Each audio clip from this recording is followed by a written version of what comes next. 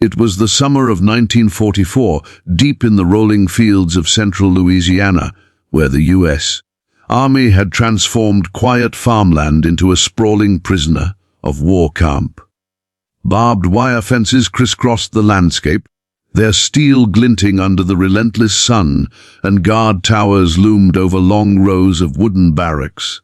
Inside, the air was heavy with the mingled scents of earth, sweat, and the simple rations prepared for hundreds of captured Japanese soldiers.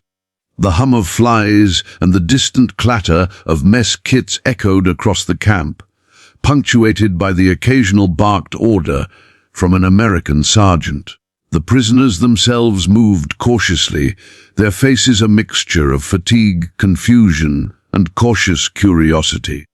Many had journeyed thousands of miles across the Pacific, swept from islands they once called home, and now found themselves in an alien land where the rhythm of life followed strict, orderly routines. Some attempted to maintain the rigid discipline of their former military lives, while others lingered by the wooden tables, their eyes scanning the unfamiliar food laid out before them. American soldiers bustled around the mess hall, ladling stew from steaming pots, their boots scuffing the dirt floors. Laughter and teasing remarks floated through the warm air, a fragile bridge between captor and captive. It was in this strange intersection of cultures, under the oppressive Louisiana sun, that an unexpected moment of levity occurred. A Japanese POW, tentative and wary, lifted his spoon to taste what was presented as a simple bowl of soup, only to recoil immediately. "This isn't soup. It's fire!" he exclaimed, his voice cutting through the steady hum of the camp, and in an instant the air was alive with laughter, breaking the rigid monotony of war. The Japanese prisoner of war, a young man barely in his 20s, approached the long, wooden mess hall table with caution. His uniform, marked boldly with POW, letters across the chest, was faded and worn, the fabric stiff from months of travel and confinement. Beads of sweat glistened on his forehead, the Louisiana summer pressing down relentlessly, making the heavy cotton of his uniform feel like a second skin. Around him, the camp hummed with activity. American soldiers moved with the practiced ease of routine, carrying steaming pots of food and ladling portions into metal bowls, the scent of cooked meat, peppers, and onions spilling into the dusty air. The wooden barracks, arranged in neat rows, bore the scars of constant use, their surfaces scratched and weathered, yet orderly, with sunlight bouncing off the faded paint and highlighting the structural lines. The prisoner hesitated, his hand hovering over the rim of the metal bowl, unsure of what to expect. He had endured harsh conditions in his home islands, survived naval engagements, and faced the unknown as a captive. But nothing in his memory prepared him for the sensory assault of this simple American stew. The aroma alone was foreign. A rich, spicy combination of ingredients unlike anything he had tasted in the sparse rations he had grown accustomed to. He lifted his spoon with tentative fingers, watching the liquid steam rise and curl like wisps of smoke, its scent tantalizing yet intimidating. Around him, a few fellow POWs had begun to murmur, sharing cautious glances, unsure whether to follow his lead or hold back, their expressions mirroring the same blend of apprehension and curiosity. As the first taste touched his lips, a wave of heat exploded across his tongue and down his throat. The stew was thick, almost creamy, yet each spoonful carried a fiery intensity from the peppers mixed with the onions and spices. Flavors designed to comfort and satisfy, but for him, completely overwhelming. His eyes widened, pupils dilating as the heat registered, and his mouth opened involuntarily in a startled gasp. He coughed violently, and a small hand shot up to his mouth as he struggled to regain composure, his voice finally breaking through in a tone equal parts incredulity and desperation. "This isn't soup. It's fire."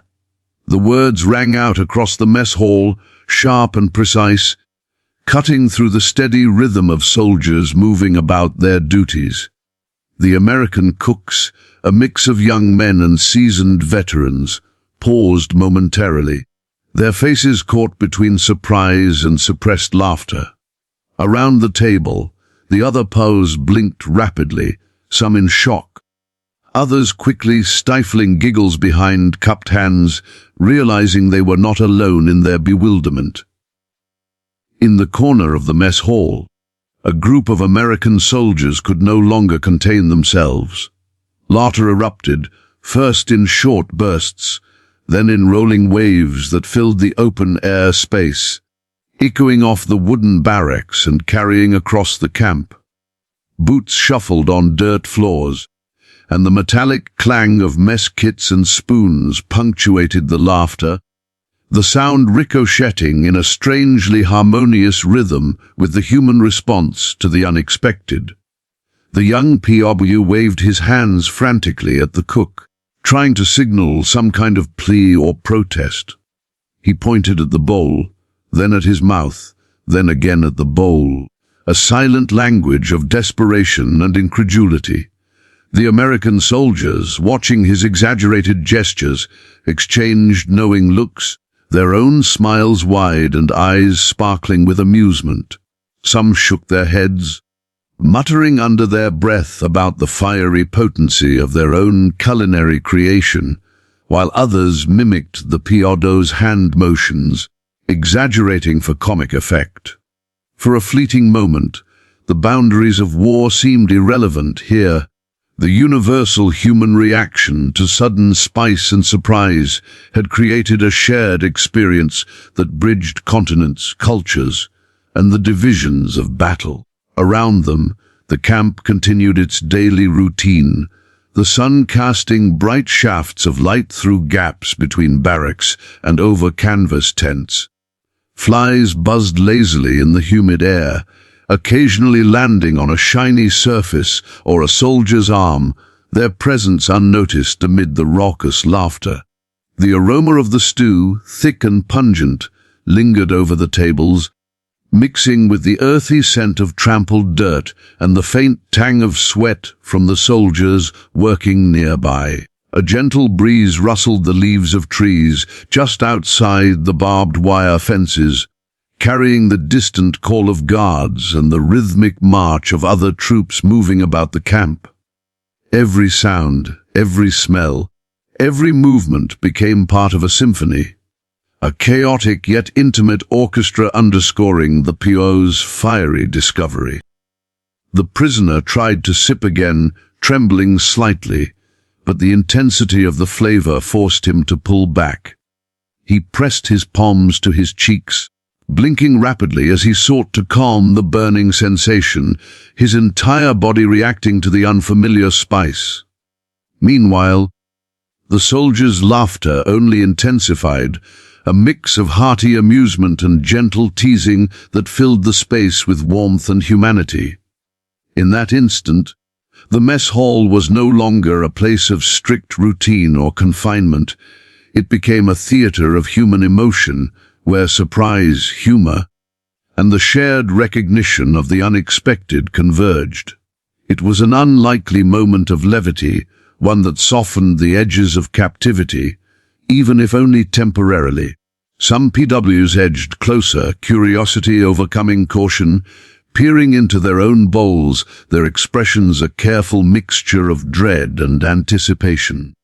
Others sat back, eyes wide, secretly marveling at the bravery, or folly, of their comrade daring to confront the stew head-on.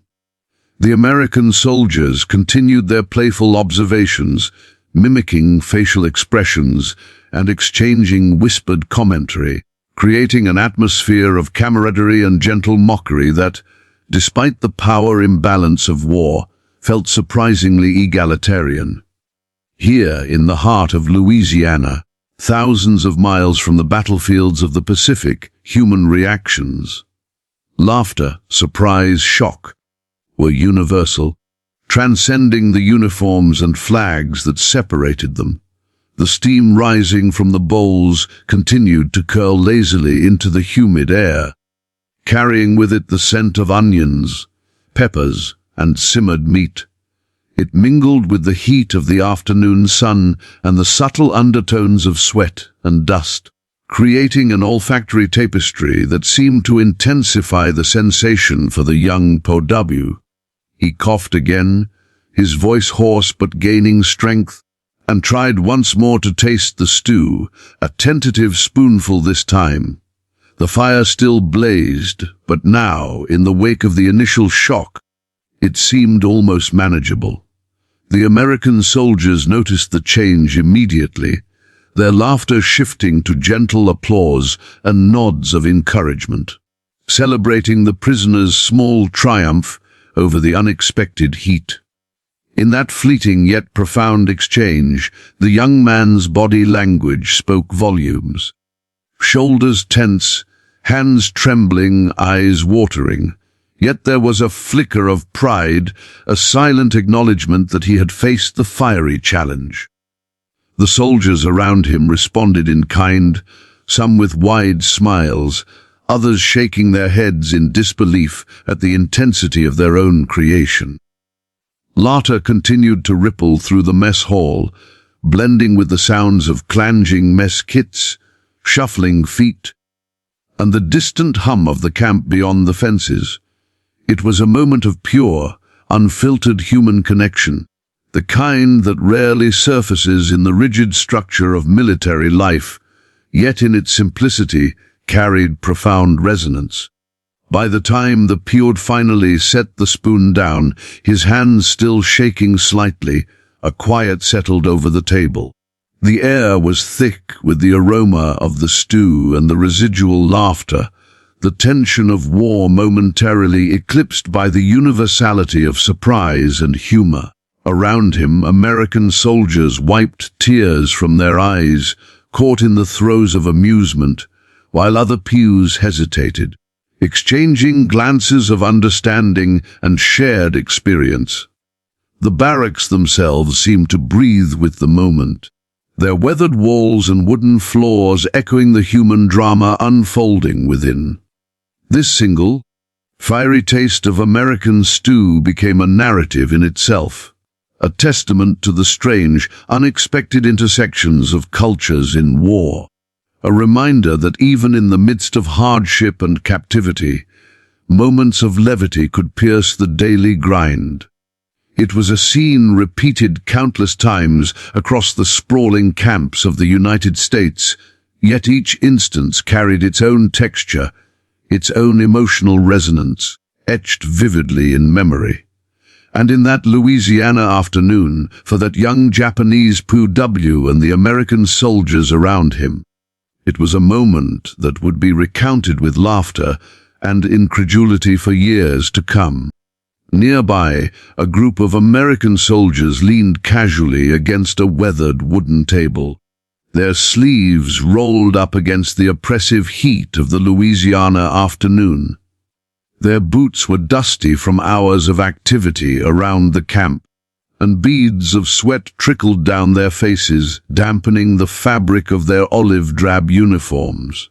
Some carried the faint scars of previous campaigns, sunburned skin and hardened expressions hinting at experience beyond their years. They exchanged stories quietly among themselves, recounting monotony and minor hardships of daily life in a prisoner of war camp. The tales were peppered with humor, a coping mechanism for men who had faced long days of logistics, guarding duties, and the occasional tense encounter with POWs. Yet all attention, in this rare moment of levity, was drawn to the young Japanese prisoner whose fiery reaction to the stew had just erupted across the mess hall. Their eyes sparkled with mischief as they observed his exaggerated gestures and coughing fits.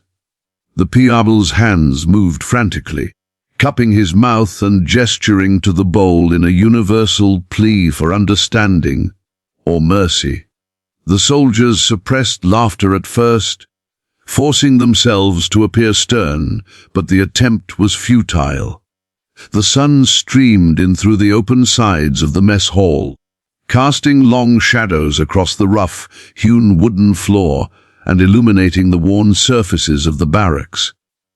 Every crease in the canvas tents outside, every scratch and dent in the table before them seemed highlighted by the golden light, creating an almost cinematic backdrop for this small but human drama. They watched the PO, his eyes watering and face flushed from the unexpected heat, and could not help but be captivated by his raw, unfiltered reaction.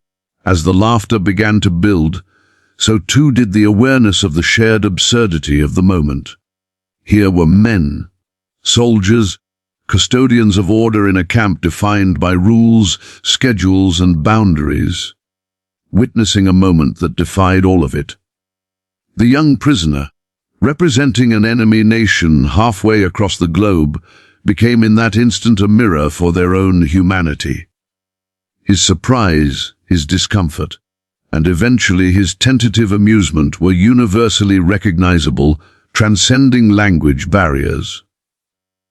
The soldiers, some leaning on the edge of the table, others crouched slightly to get a better angle, shared glances that carried silent communication. This was a moment worth savoring, a memory in the making amidst the otherwise strict rhythms of military life. The ambient sounds of the camp layered themselves beneath this laughter. The hum of the wind through the tall trees beyond the barbed wire fences, the distant murmur of guards walking their circuits, and the low, rhythmic clatter of mess kits being cleaned and stacked all formed a backdrop that was almost musical in its ordinariness. Each noise seemed to frame the scene, punctuating the extraordinary levity that had erupted from such a simple act, tasting a bowl of stew. For the soldiers, the richness of the moment lay in its contrast to their otherwise regimented, often monotonous day. Their work was defined by duty, efficiency, and the sometimes grim business of war. Here, though, the unexpected human response to something as ordinary as food became an event of emotional resonance. Some soldiers joined in the mimicking, copying the POW's dramatic gestures with over-the-top flair, cupping imaginary mouths, blinking rapidly, and flailing hands in mock horror. Laughter became more sustained, echoing off the wooden beams of the barracks, filling the space with warmth that contrasted sharply with the heat of the Louisiana sun outside. Their amusement was both empathetic and playful, a gentle recognition that life in the camp need not be entirely defined by duty and the tension of war. For the POs who were watching from nearby, the exaggerated pantomime of their captors was both shocking and oddly comforting. They saw an acknowledgement that their reactions, however extreme, were understood and even celebrated rather than punished or mocked in malice. The sun moved slowly across the sky, casting shifting shadows that stretched over the barracks and canvas tents. It highlighted the textures of the camp, the rough wood grain of the tables, the uneven floorboards, and the faded paint that spoke of years of use. Each surface seemed to carry the weight of countless similar moments, small interactions and fleeting human dramas that collectively formed the heartbeat of life in the camp. In this light, the POW's initial shock took on a more layered meaning. It was no longer just about the fiery taste of the stew. It was about connection, observation, and the subtle dance of human emotion in an environment dominated by rules and hierarchy. Even the simplest act, a soldier laughing at the reaction of a prisoner, was imbued with significance, a thread of shared humanity in the fabric of wartime life. Some soldiers took a step closer, offering hand signals or encouraging smiles, bridging the gulf between captor and captive. The young POW, initially tense and defensive, began to mimic the same motions in smaller, more controlled gestures, his eyes darting between the soldiers and his bowl of stew. The tentative nature of his movements highlighted the delicate balance of interaction in such a setting.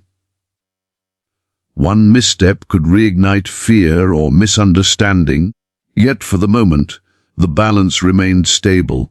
Every chuckle, every subtle nod reinforced that this was a shared space, even if only fleetingly, where the rules of war gave way to the rules of basic human recognition, surprise, humor, empathy. The long shadows stretching across the camp continued to grow as the afternoon wore on. The soldiers' faces, now flushed from laughter, reflected both the intensity of the sun and the joy of the moment. Sweat traced streaks down their foreheads, dripping onto sleeves and table edges, but it did nothing to dampen the spirits that had been lifted by a simple, unexpected incident. The young POW's eyes, once wide with alarm, now held a spark of cautious amusement. Even as he fanned his mouth with his hand, trying to dissipate the heat of the stew, there was recognition. He was part of a moment that transcended boundaries, however briefly. Around the periphery, other POWs began to edge closer, drawn by the sound of laughter and the visual spectacle of exaggerated gestures. They leaned over tables, their faces a mixture of curiosity and apprehension, quietly observing the exchange. Some whispered to each other in their native tongue, sharing muted laughter at their comrades' reaction, while others hesitated, unsure if they should join or remain reserved. In every glance and gesture, the silent communication of shared experience unfolded, a subtle acknowledgement that they, too, could participate in the human comedy of the moment, even under the watchful eyes of their captors.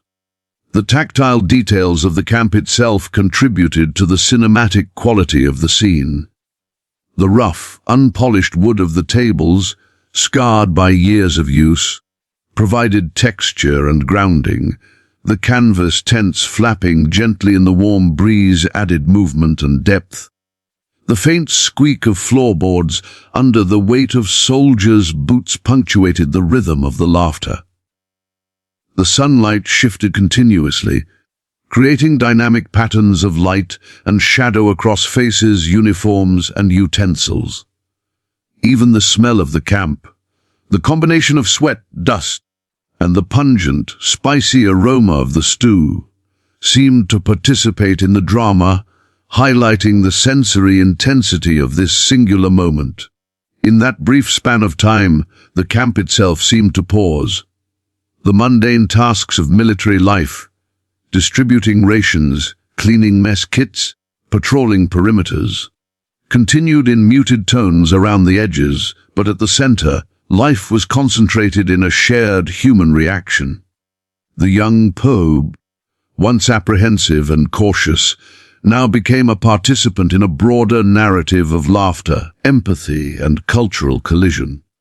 His reaction, while rooted in the intensity of the stew's flavor, had become emblematic of something far larger, the universality of surprise, the contagious nature of amusement, and the subtle ways that humor could traverse barriers erected by distance, language, and war.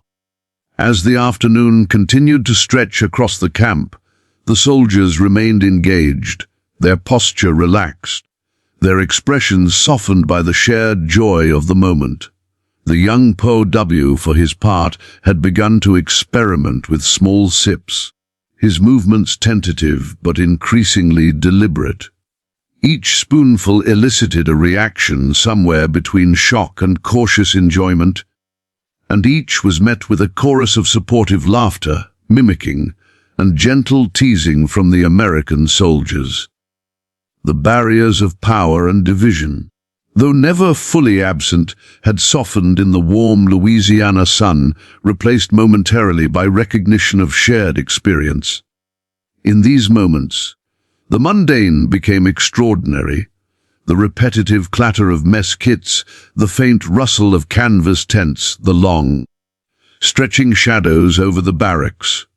Each contributed to the texture of memory, capturing a scene that, while simple, carried profound resonance. Laughter echoed off wooden walls, mingled with the hum of distant guards, and floated on the warm breeze, embedding itself in the sensory fabric of the camp. The young PO's tentative smile, combined with the soldiers' hearty amusement, transformed the ordinary act of eating a meal into an emblem of human connection, resilience, and the enduring capacity for levity even in the shadow of conflict. By the time the sun had moved further west, elongating the shadows of the barracks and trees, the laughter had settled into quiet chuckles and lingering smiles. The young PO's initial shock had given way to tentative understanding and even a flicker of enjoyment.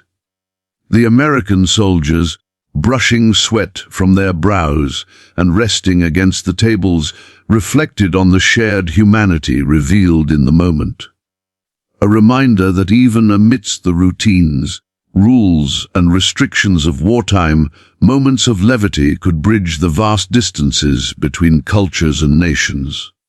The afternoon faded, leaving behind the warmth of sun-soaked wood, the scent of spicy stew clinging to the air, and the memory of laughter echoing through the camp.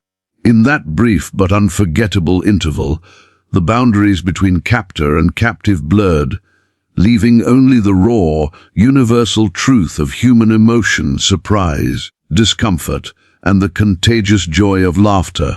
As the young Japanese POW tentatively sipped the stew a final time, a small, almost imperceptible smile began to form across his face.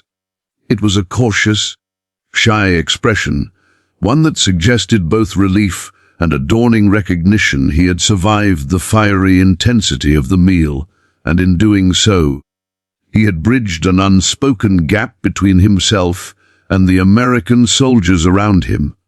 The men near the table erupted in laughter once again, this time less explosive, more warm and resonant, the sound of genuine amusement that carried across the mess hall and out toward the dusty paths between barracks.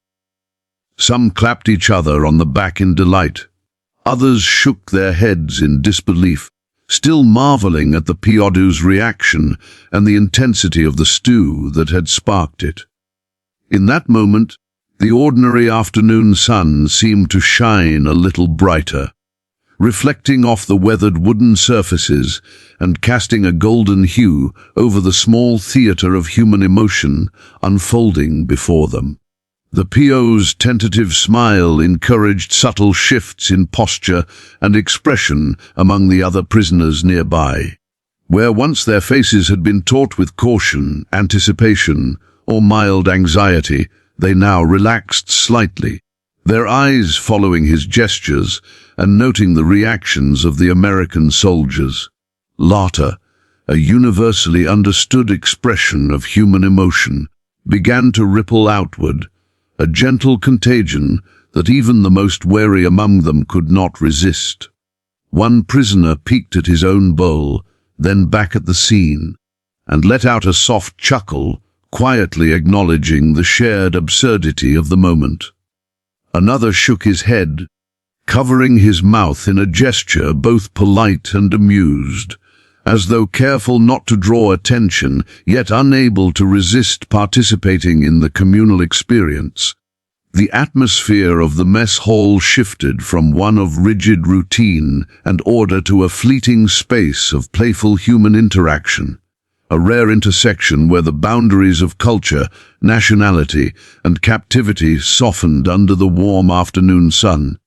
Outside, the Louisiana breeze whispered through the tall trees surrounding the camp, rustling the leaves and carrying distant sounds of soldiers on patrol or completing minor chores.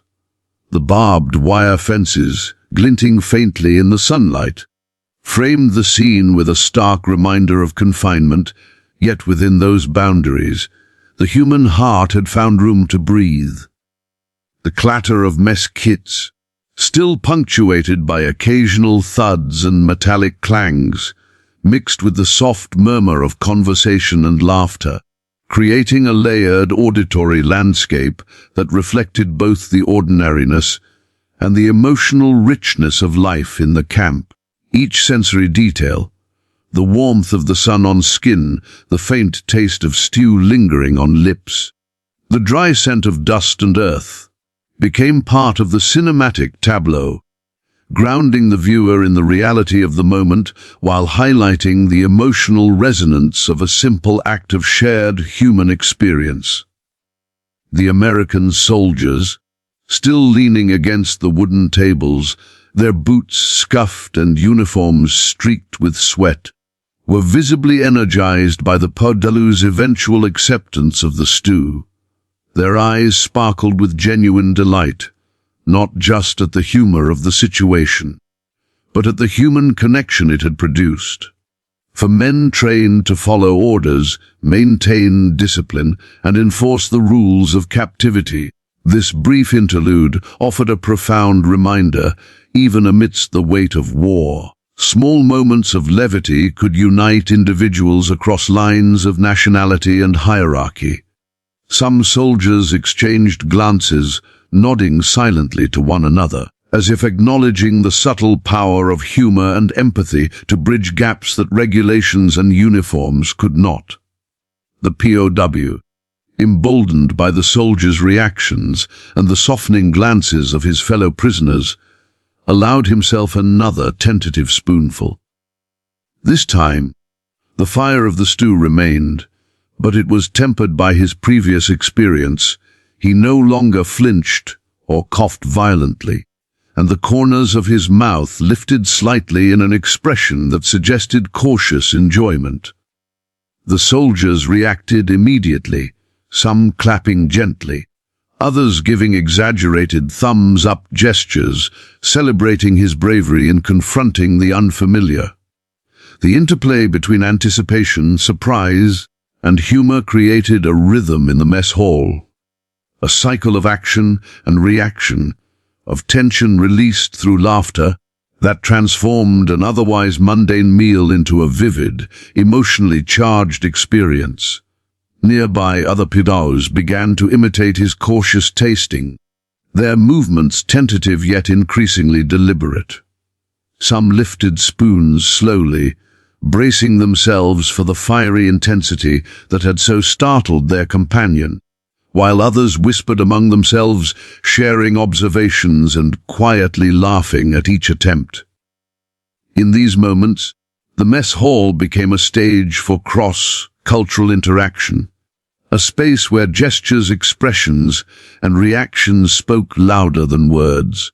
Even the briefest glance exchanged between a POW and an American soldier conveyed recognition, empathy, and understanding, underscoring the fundamental truth that human emotion transcends the arbitrary divisions of war.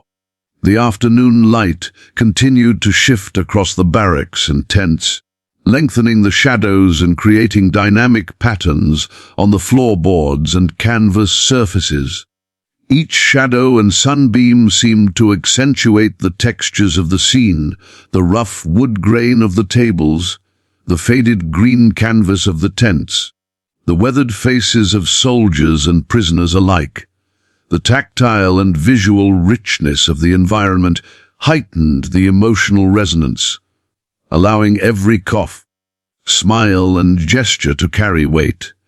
Even the faintest rustle of a tent flap or the distant creak of a guard tower contributed to the atmosphere, embedding the moment deeply within the sensory reality of the camp. The young POW's smile gradually widened, subtle but unmistakable, signaling not only his tolerance of the heat but an emergent sense of shared humanity. The soldiers, sensing the shift, relaxed further, leaning back against the tables and exchanging knowing glances. Their laughter softened into chuckles and nods of approval, affirming the POW's small triumph over both the physical intensity of the stew and the symbolic tension of captivity. In that simple act, a profound connection had been forged, fragile, fleeting, yet real, demonstrating that even in a camp defined by hierarchy, confinement, and cultural difference, empathy and humor could traverse divides. The surrounding POWs, inspired by the initial breakthrough, became more animated in their observation. Some whispered to one another, sharing interpretations of the soldiers' gestures, while others cautiously attempted their own sips of the stew, learning through trial and error. The cacophony of reactions, gasps, coughs, laughter, and whispered commentary, layered itself over the hum of the camp, creating a complex, living tapestry of human interaction. Each individual's response was unique, yet collectively, they contributed to a shared narrative of resilience, adaptability, and the capacity for humor amidst hardship. As the afternoon progressed, the interplay of light, shadow, and human reaction created an almost cinematic quality to the scene. Sunlight filtered through the open sides of the mess hall, illuminating the PO's tentative expressions, highlighting the sweat on the soldiers' foreheads, and casting long, dynamic shadows over the tables and floorboards. The combination of visual texture, human emotion, and ambient sound, from the clanking of mess kits to the rustle of leaves in the breeze, rendered the moment palpably real, anchoring the laughter and surprise in a fully immersive environment. It was a scene that could be replayed in memory or captured on film with the same authenticity and resonance, a testament to the power of small, human moments in the midst of war. The POW finally set down his spoon, his hands trembling slightly from the lingering heat, but steadier than before. Around him, the American soldiers' eyes reflected satisfaction, their expressions conveying approval, amusement, and recognition. For all parties involved, the moment represented more than just a taste of fiery stew. It was a demonstration of courage, adaptability, and the unexpected ability of humor to bridge even the most entrenched divides. The interaction underscored the humanity of each participant, captors and captives alike, in a context often defined by rules, distance, and conflict. Even after the meal concluded and the clatter of mess kits faded, the warmth of the shared experience lingered. Soldiers leaned back against tables, exchanging quiet reflections, while POWs murmured amongst themselves, still savoring the communal aspect of the episode. The young POW's initial shock had transformed into tentative understanding and mutual respect, a subtle but enduring reminder that, in moments of vulnerability and surprise, laughter could become a powerful unifying force. The camp itself seemed to exhale, settling back into routine while preserving the memory of what had transpired, an ephemeral yet profound instance of human connection that transcended language, culture, and circumstance. As the sun began its slow descent, the mess hall glowed with the soft, warm light of late afternoon. Shadows stretched across the barracks and canvas tents, highlighting the textures of wood and fabric and casting a gentle, golden hue over faces etched with emotion. The laughter had softened into murmurs, smiles lingering, eyes still catching each subtle gesture, a quiet echo of the intensity that had filled the air earlier. The sensory richness of the environment, the heat, the aroma of the stew, the sound of rustling leaves and distant voices, continued to anchor the memory, ensuring that the POW's tentative smile and the soldiers' laughter would remain etched in the collective consciousness of the camp. In that moment, the distinction between prisoner and captor faded into irrelevance. The simple act of tasting a fiery stew had created a fleeting yet profound connection, one that highlighted the enduring power of humor, empathy, and shared human experience. Each chuckle, each gesture, each cautious sip of the stew contributed to a tapestry of resilience, warmth, and emotional authenticity that lingered long after the bowls had been emptied and the mess hall returned to its routine rhythm. For the young POW, the day would be remembered as more than a culinary trial. It was a lesson in observation, adaptation, and the recognition of shared humanity. For the soldiers, it was a reaffirmation of their own capacity for empathy and humor, and a reminder that even amidst the structure and discipline of wartime life, small moments of levity could illuminate the human spirit. Together, they had created a memory that would endure far beyond the confines of the camp. A memory of fire, laughter, and the extraordinary simplicity of human connection.